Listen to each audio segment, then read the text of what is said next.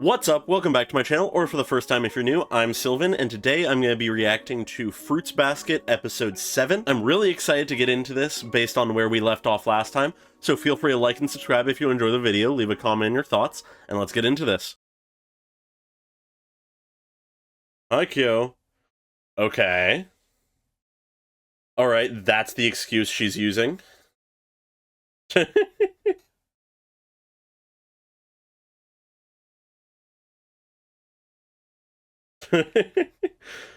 It's fun to see Kyo worry about her.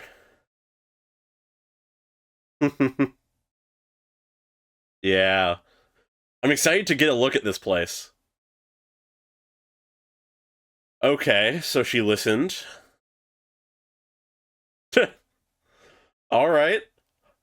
Hi, Moji.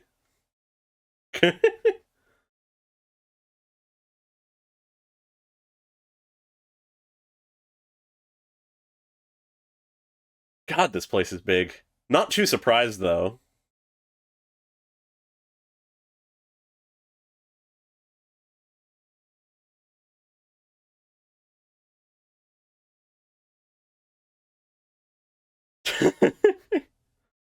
Interesting that there aren't a lot of people around. Not too surprising, but...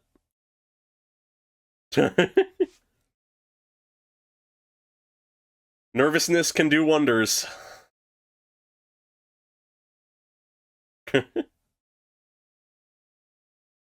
Alright, and then the opening. I am so curious to see how this is gonna go. Because there's a lot of stuff that could happen here.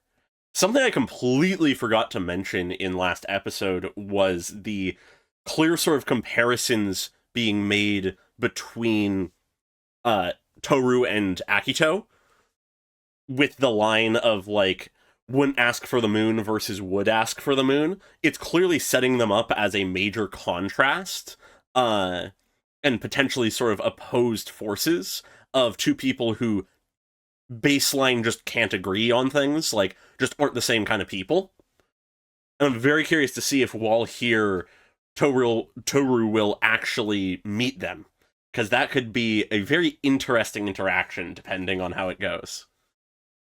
And then obviously the Hatori stuff on its own is going to be interesting, I feel like, because they did a good job of setting up the sort of stakes of this meeting, and having Toru aware of them as well. Like I said at the end of, like, my analysis last episode, I don't think Toru will have her memory wiped or whatever, but, I mean, they can do a lot with the sort of tension of if that is something that will happen, or if Hatori will try to do that or not, that kind of thing. And obviously, if that's not the reason, seeing why, there's the picture again, why Hatori wants to have her here.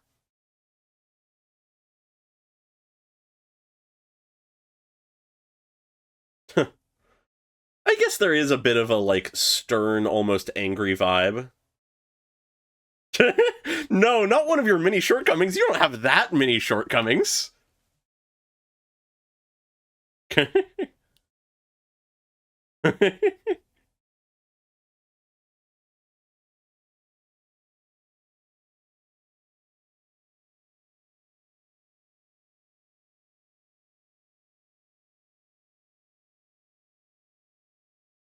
Ah, the family doctor. Makes sense, given how complicated things could get.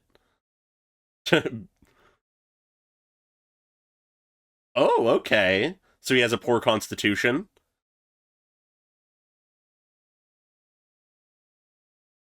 Oh, it's almost New Year's.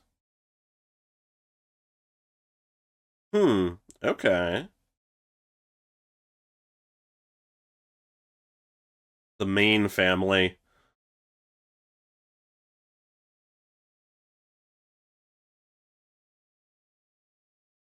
Wow, that's a whole complex. The main... Oh, wow. Jesus, okay. Yeah, okay.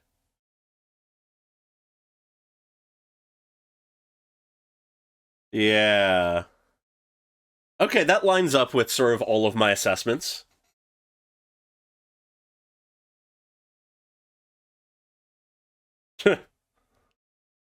I suppose he would think that way. Okay, coming out and saying it. Ah.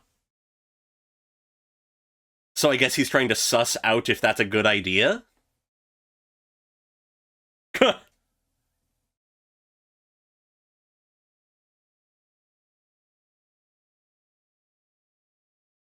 Ah, do tell.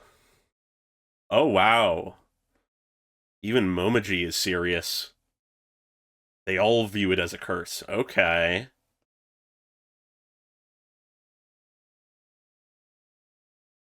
Oh, wow, okay. That's really interesting. Even advising avoiding Akito. Okay.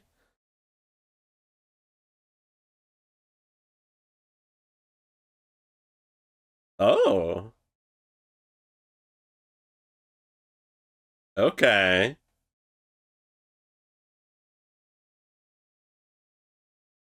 Wow. And then, oh, whoa. What the?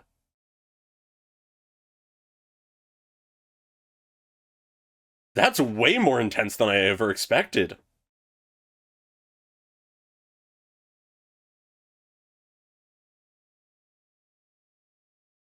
Turned into a mental illness? Okay. Yep. I guessed right, unfortunately.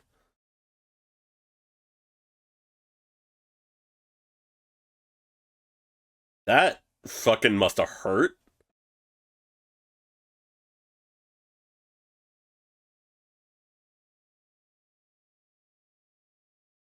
That's hard to do.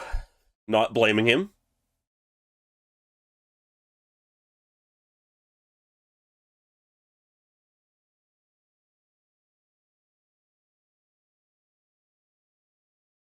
Sounds an awful lot like just doesn't want her getting hurt by Akito.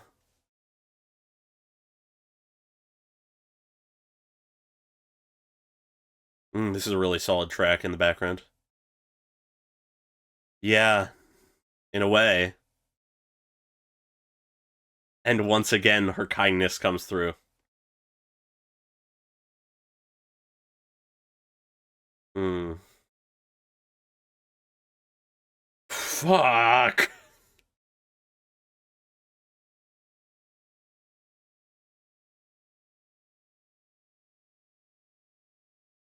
I am who I am now. Wow. Okay. Huh.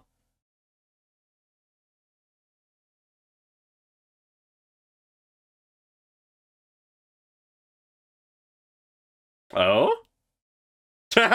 Okay, he's here.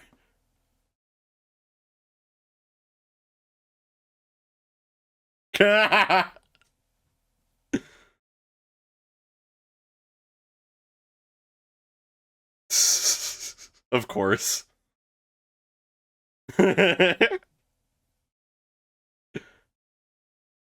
Cool, cool.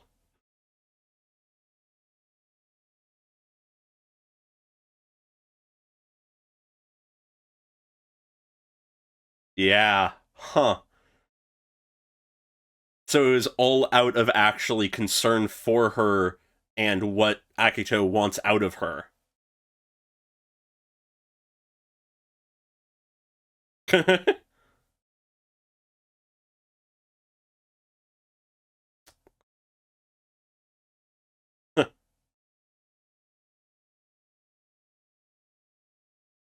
Oh, yeah.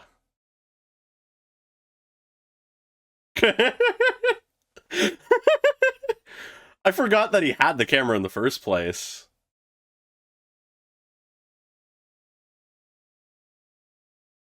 Okay.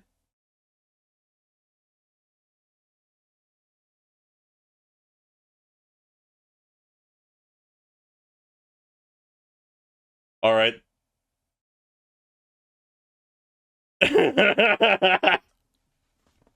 Okay, once again, we're gonna sort of drag out the reveal.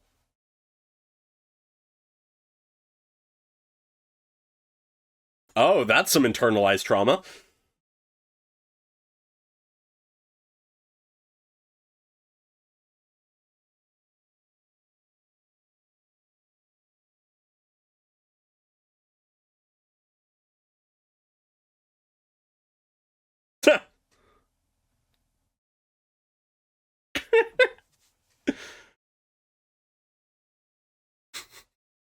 Doesn't seem like the kind of thing he'd do. Hmm.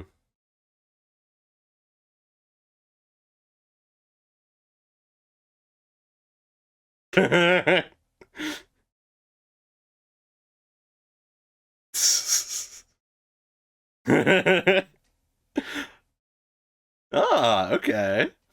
I already like their dynamic, the Shigure and Hatori dynamic. Oi. Oh, okay, and now the transformation happens? Yeah.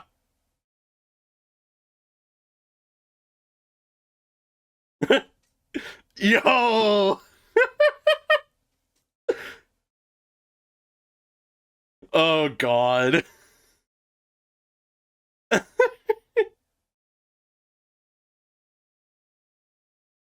Oh, yeah, that'd be rough to remember. God. Oh, another Soma. Probably from the outside.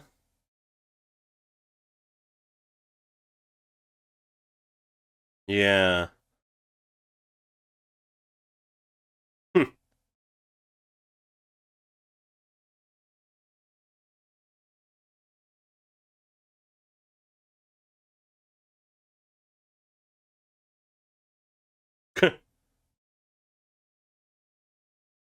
Hmm?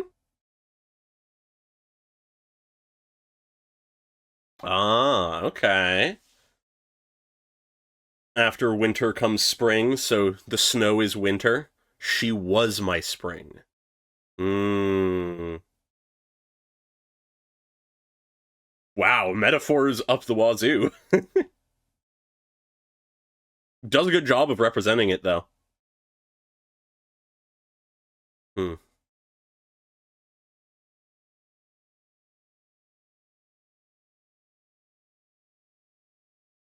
A logical necessity. I'm really intrigued by his character, actually, at this point. Hesitant, even at that point.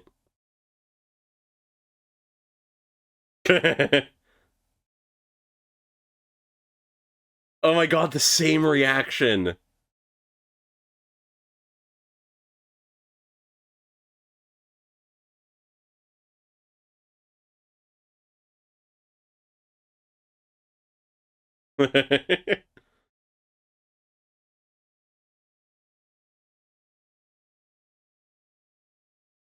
Okay, yeah. Mm,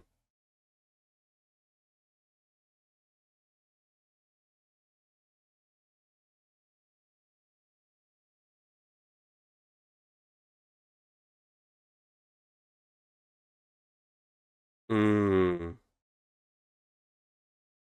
yeah,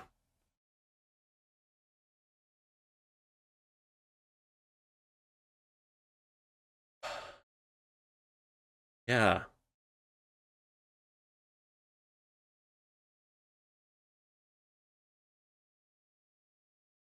Forgiven. Oh my god. Oh, and he. Oh.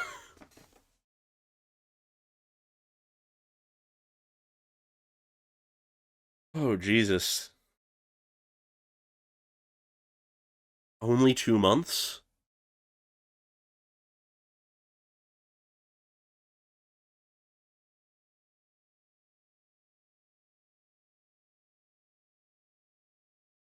You needed his permission.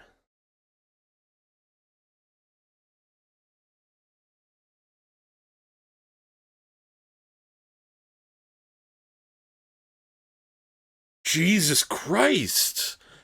What the fuck is wrong with Akito?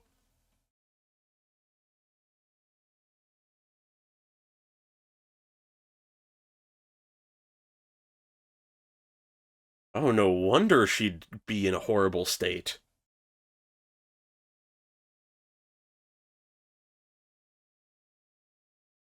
With someone shouting that at you, of course you'd begin to blame yourself.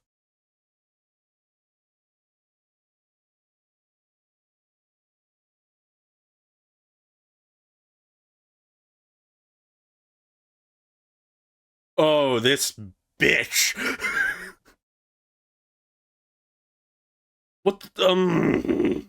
I was suspicious of Akito prior to this, but now I hate him.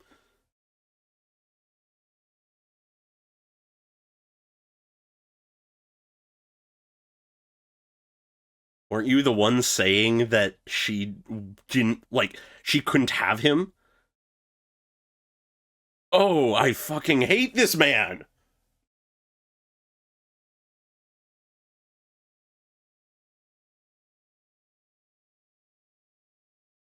Oh, fuck. No.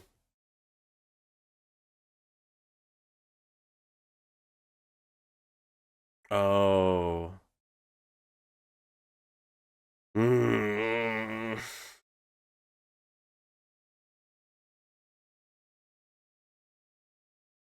There is something karmic about that.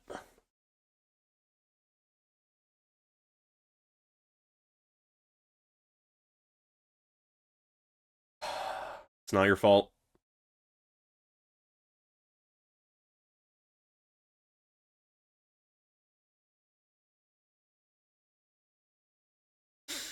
Just like that.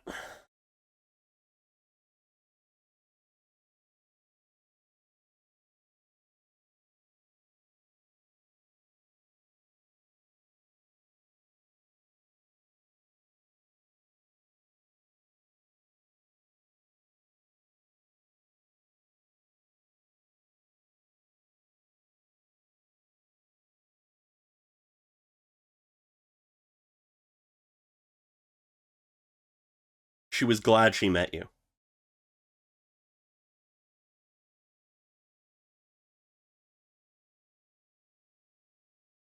You could have. Maybe not here with the family, but you could have.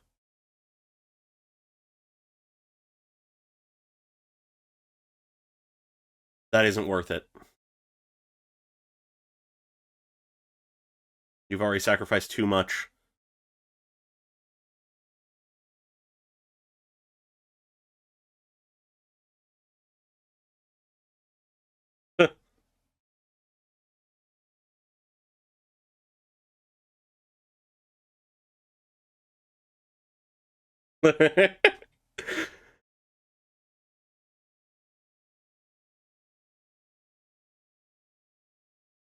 The surprise factor.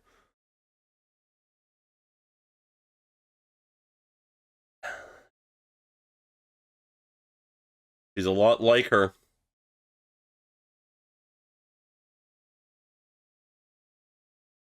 Oh.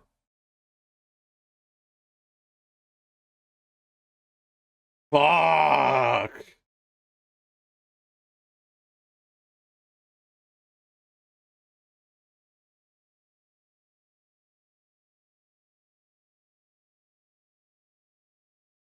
That fucking sucks.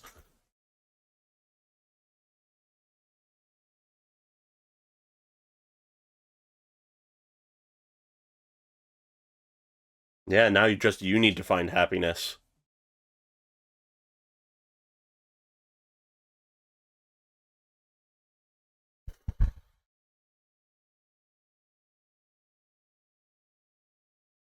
Mm. God, this track is so good.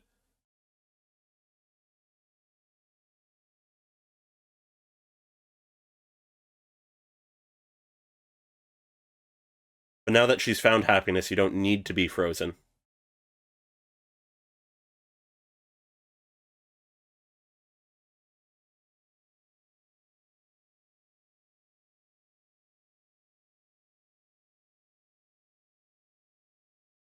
Yeah. I had a feeling he was going to ask that.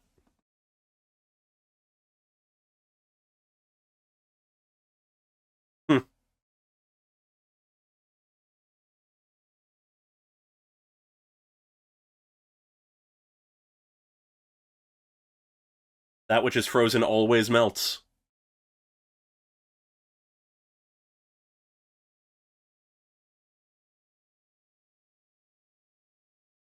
So are we not meeting Akito?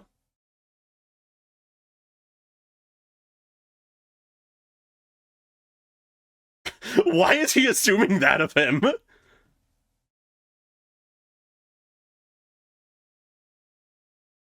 Oh, he's smiling.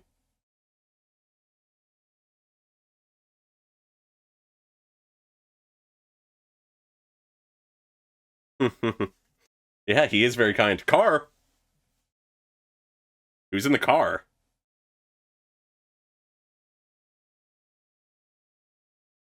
Oh, is that Akito? The fateful crossing?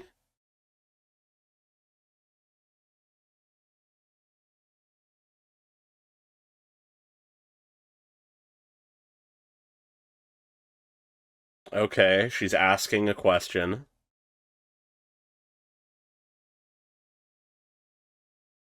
She wants to help, of course. Wow, just that moment of eye contact with him was enough. Hmm.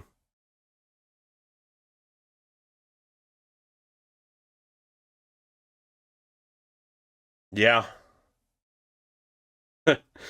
Very true, very fair. You learn more and realize you know less. Okay, they continue the extension before that happens.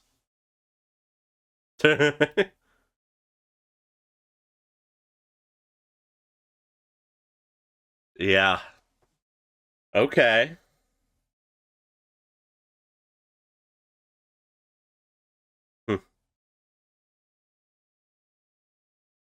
Nice. I really like this episode. As seems to always be the case so far, this episode did an amazing job of focusing in on a specific character and dissecting them.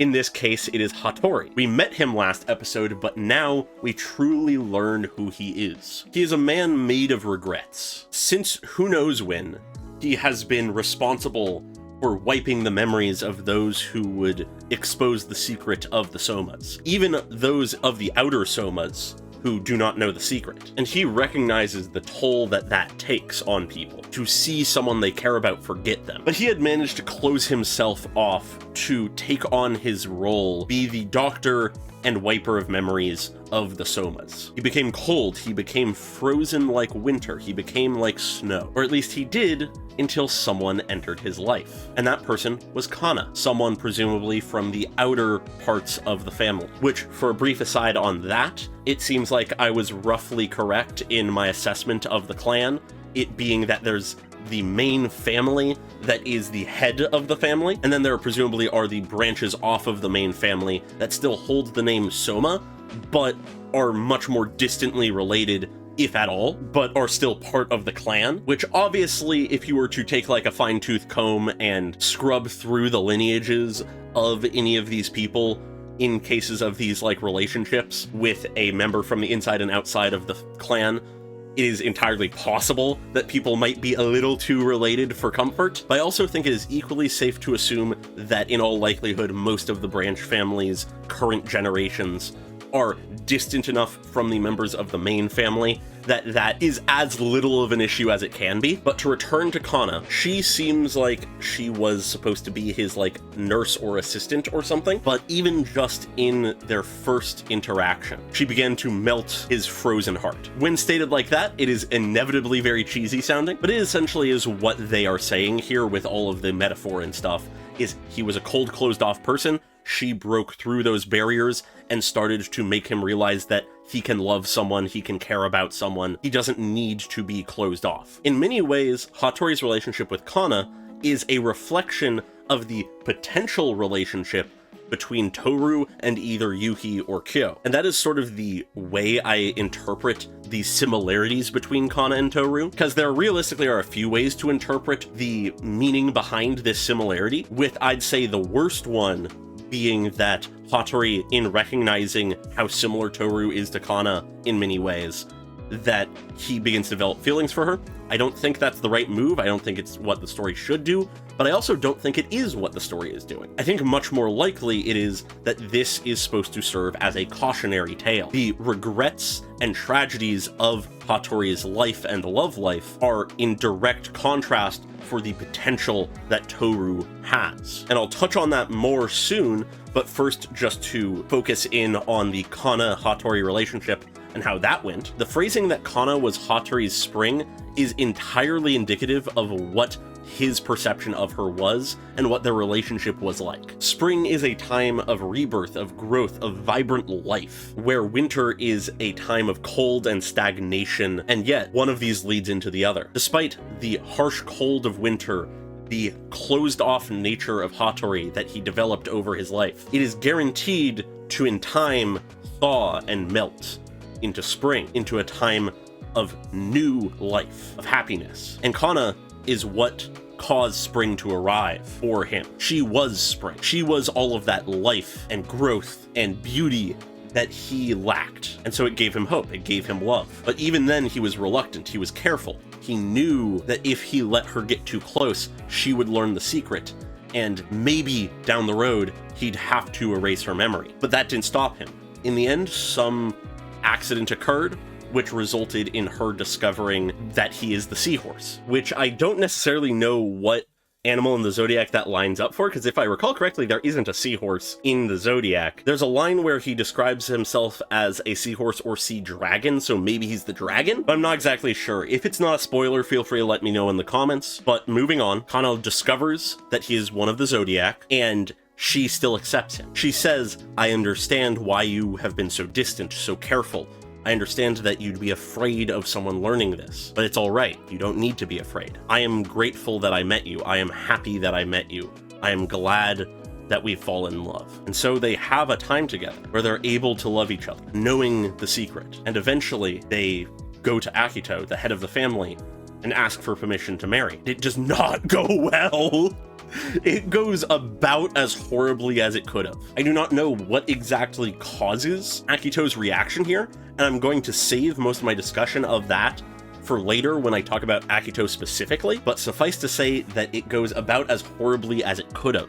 Akito shouts at Kana, "You think I'm just going to let you take him from me? That I'd give him to you?" And then despite the fact that he's the one who shoved Hatori into the mirror and caused the damage to his eye, he's just shouting at her, "It's your fault. If he goes blind, it is your fault," and just repeats that, which inevitably, even if it is not at all true, she is shattered by that. It would take an incredibly mentally strong person to not be, to see the person you love injured severely and someone constantly shout at you in the moment, "You are the one who did this. It is your fault that this happened. If you were not here, he would not be injured." That would break most people. And in this case, it did. And so Hatori just was left there recovering from his own injury, watching as she deteriorated. Only for this fucking asshole, Akito, to plant in his mind the idea she'd be better off if she just forgot. She wouldn't be suffering now if you just erased her memories. If she never fell in love with you, she would not be suffering right now.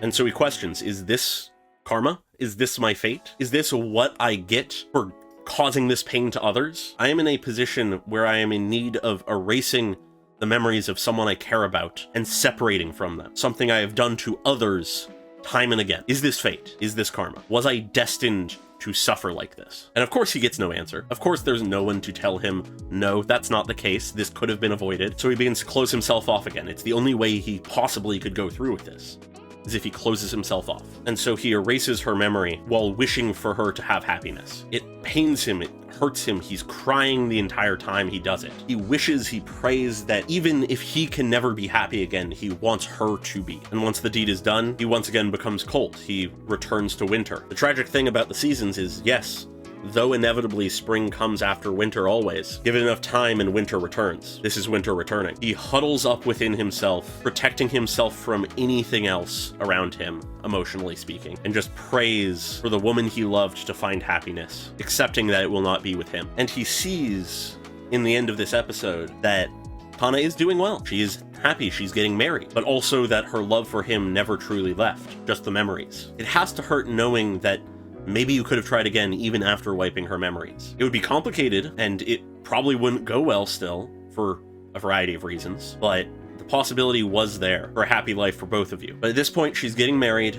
The time has passed for that. She is happy, but it's about time for spring to come again for you as well. Winter does not last forever, and Toru is a sign of it. She repeats what Kana did. Spring comes after winter. Once the snow melts, once your heart thaws, new life will be there. And so it's here where I come back to my previous point that Hatori's story is meant as a cautionary tale and a reflection of what could happen in the future with Toru. Hatori is in the position that realistically he could align with either of the two boys, but he more aligns with Yuki, someone who was closed off and kept their distance, worried of what learning their secret would do to the other person, the outsider. And yet still the outsider worms their way in, finds the heart of the person who has closed themselves off. Like I said, this works for either of the two. Just Hatori himself, I think, reflects more directly onto the kind of personality Yuki has. And so with that in mind, there are two things we can take from this. A lesson Hatori can take from this,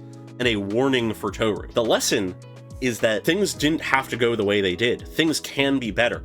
Toru doesn't have to be a victim in this scenario. She does not need to be destroyed in the same way that Kana was. This relationship can work. There is hope for a relationship like that, and therefore, there is hope for you, Hatori. You do not need to close yourself off. Look to the next generation.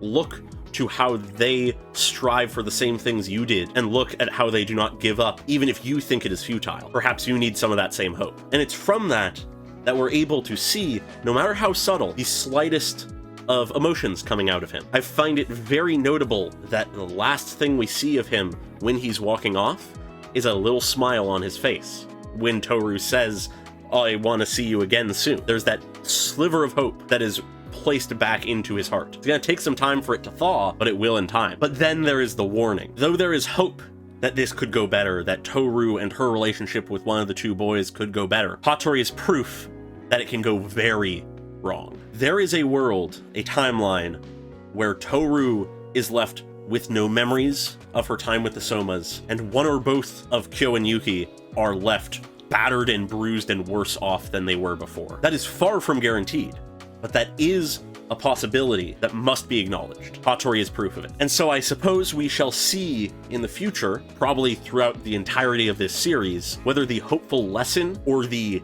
ominous warning is the thing that will come to fruition. But nonetheless, Toru and Hatori step away from this encounter learning something, slightly changed no matter how minuscule the change is. I imagine that Toru is, in this exact moment, less changed by this than Hatori, as it is her steadfast wish to continue to live with the Somas, and her assertion that she does not regret meeting them and loves living with them, that begins to shift Hatori. But there is still an impact on Toru. She now knows at least part of this story, at least part of this tragedy that reflects her own life in the future, perhaps. So let's take a look at Toru for a moment. Toru is in an interesting place right now. As always, we already knew that she does not regret any of what has happened. She loves living with the Somas. She's incredibly grateful for them. She feels blessed for being able to live with them. But there is something more to that. There is something more we get in this episode. She states, "The only thing I know I'll never regret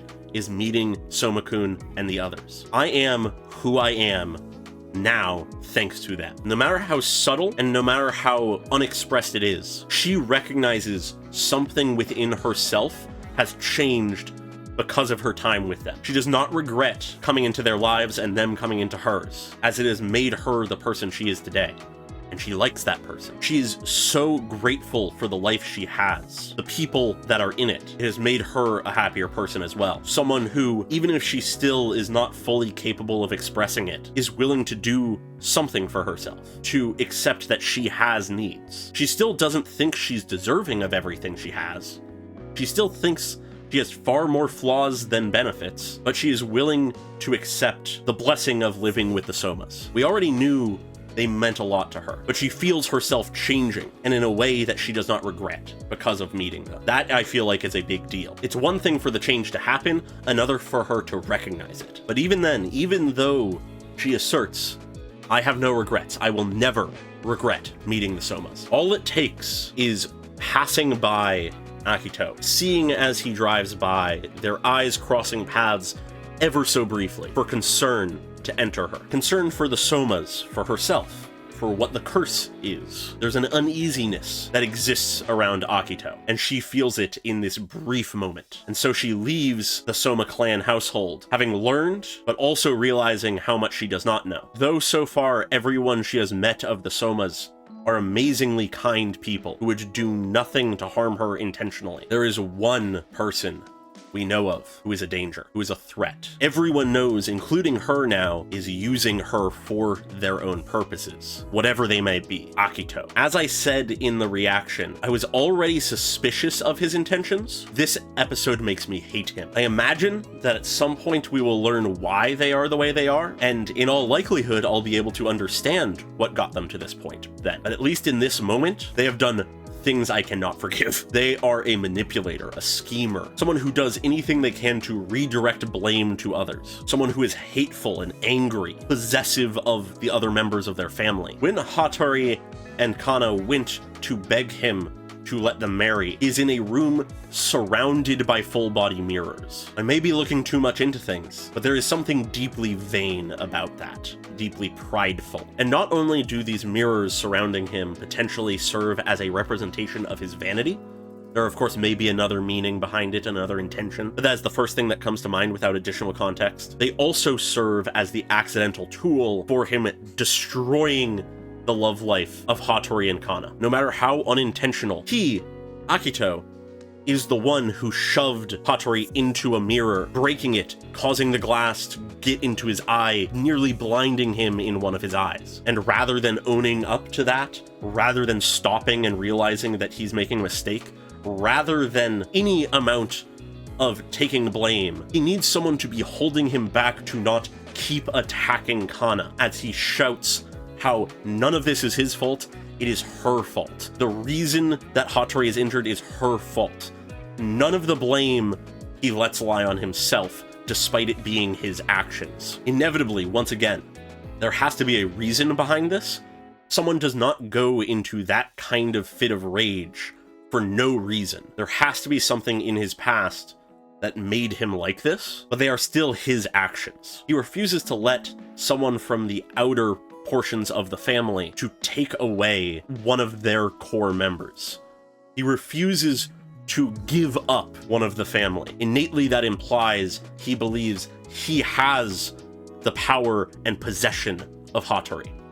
If he can give Hatori away to someone or refuse that, then that implies that he controls Hatori, or at least he believes he does. Not a good sign for him being anywhere near a good person. And then, once some time has passed and he's able to calm himself, he continues to redirect blame. He blamed Kana for Hatori's injury, and he blames Hatori for Kana's downward spiral afterwards. It is better for him if they are not together, and so he tells them both, wouldn't you be better off separate? Wouldn't it be better off if she never knew that you two loved each other? If she never remembered any of this? She would be better off with that. Definitely not me. I'm not the one who benefits from this. This is for your own good. This is for her good. Schemer. Manipulator. Asshole. But beyond that, there really isn't too much else to this episode. We get some fun stuff about Shigure and Hatori's sort of relationship, their banter, that they are this sort of like reluctant friendship that is constantly bickering at each other and taking jabs, assuming the worst of each other, but in like a playful way, obviously. And then the other most notable detail is Akito is very prone to getting sick. He has a poor constitution, he's getting sick all the time. Perhaps it's part of the reason why he is so possessive of Hatori. Hatori is the family doctor, someone who probably is the person who has kept him alive through some of his sicknesses, depending on how severe they've been. Now, of course, if they were willing to let other people in, they could have another doctor, but it seems like Akito is very comfortable in the status quo, or at the very least is comfortable in his position. There's something that he gains to benefit from letting Toru stay in the Soma household. What that is, we don't know yet. It seems like the exact opposite of what he wanted when it was Hatori and Kana. But if I'm to extrapolate that out a bit, perhaps he intends to orchestrate things that Toru will end the same way as Kana. He will force things to move in a way where Yuki and Kyo grow so close to Toru that when he breaks the connection, when he severs the thread, forcing them to separate, that it will break Yuki and Kyo, make them just like Hatori, someone who is cold, closed off, does not dare to speak up or act out, and is loyal to me, Akito. I very much could see that. It's a deeply cruel and evil thing to do, but after this episode, I would not be surprised if that is the intent. But with that, I think there is one final detail that I want to point out before I end this episode's analysis, and it is something a little out there, a little hyper-analytic-y, something that may not be intentional, but even then I feel like has some interesting meaning even if it's not intended. Looking at Hatori's desk, it is fairly clear, it is fairly orderly, it is fairly simple, with the most standout thing on it being his picture of Kana. It's the one memento he seems to have of their time together, the time that he loved the most in his life, the time he was happiest. Of course, he would want to keep some kind of memento from that time, but it is also a very cruel memory, something that hurts him immensely, and so he refuses to not acknowledge it. He keeps it on his desk to remind himself of it, to remember the good times and the price that he had to pay for them. But also, I would like to note where on his desk it is. The left side, far left of his chair. And what eye is he nearly blind in? The left one. Of course, he isn't completely blind. If he glances that direction, he can see it clearly. And seeing as they said he's mostly blind in the eye, he probably can vaguely see it still, even in just his periphery when he's at his desk, but it makes it just a little bit more indistinct when he's doing other work. It makes it that is something there he can always look to, but isn't something he is constantly taking in more visibly in his vision when he doesn't want to. It's an interesting touch that I really feel like might be intentional, but is also one of those small enough details that is never drawn attention to, that I could just see it being a coincidence. But I really like the meaning behind it if it is intentional. But with that, I will leave things here. I really enjoyed this episode. Every episode has been doing an incredible job of breaking down each of the characters in their own ways, and I cannot wait to see what happens next time. What character we break down, whether it's a further breakdown of the characters we know, or perhaps a look into someone like Momiji, or perhaps an actual meeting with Akito, whatever it is, I am very excited for it.